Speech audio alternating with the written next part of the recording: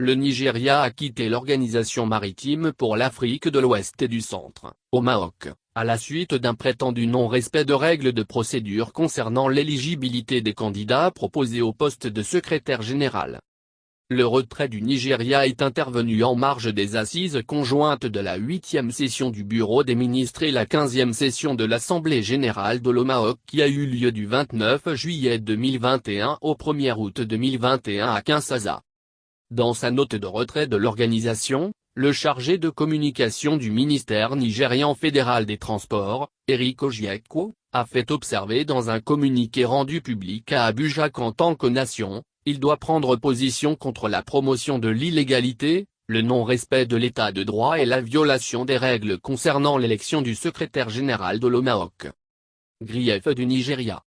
Selon le chargé de communication du ministère fédéral des Transports, le gouvernement fédéral a pris sa décision pour cause de mépris des règles d'éligibilité des candidats proposés par certains États membres pour le poste de secrétaire général de l'organisation. Le Nigeria. En se défendant contre l'accusation portée contre son candidat, le Nigeria. En quittant l'organisation maritime, le Nigeria a rappelé qu'aucun État membre n'a autant soutenu le MAOC que le Nigeria. Qui a contribué plus de 5 millions de dollars au cours des 10 dernières années. Il a dénoncé le fait que l'organisation n'emploie aucun Nigérian. Il convient de noter qu'aucun citoyen nigérian n'a jamais été employé par l'OMAOC et que c'est la première fois que le Nigeria se présente pour le poste de secrétaire général. Critique de la politique des francophones. Des responsables nigérians qui se sont exprimés sous couvert de l'anonymat ont accusé les ports francophones hautement coordonnés de ne pas respecter les règles, alors même que d'autres ports ont plaidé et exhorté le ministère fédéral des Transports et son équipe à se calmer et à laisser le bon sens prévaloir.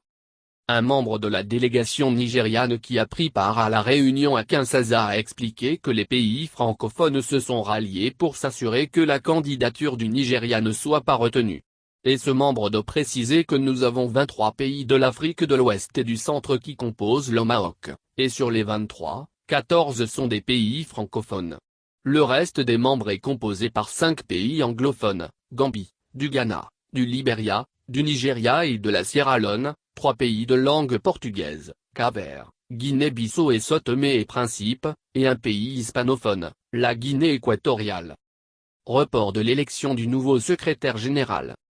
Lors de cette assemblée générale, la RD Congo a passé le témoin de la présidence de l'organisation au Ghana.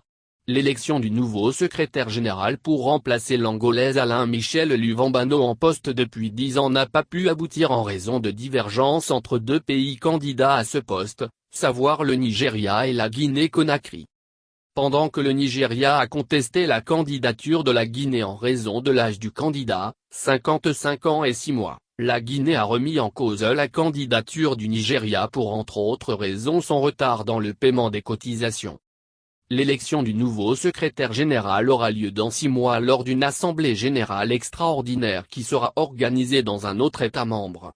Entre-temps, le secrétaire général sortant, Luvambano va assurer les affaires courantes jusqu'à l'élection de son remplaçant. Outre les pays côtiers membres, l'OMAOC qui a été créé en mai 1975 après la signature d'une charte à Abidjan, en Côte d'Ivoire comprend aussi des pays enclavés que sont le Burkina Faso, le Tchad, le Niger, la République centrafricaine et le Mali. Le Nigeria mettra-t-il à exécution sa décision de quitter l'OMAOC? Va-t-il réinterpréter sa décision qui s'assimilerait à une suspension des discussions sur l'élection à la réunion de Kinshasa? On attend de savoir.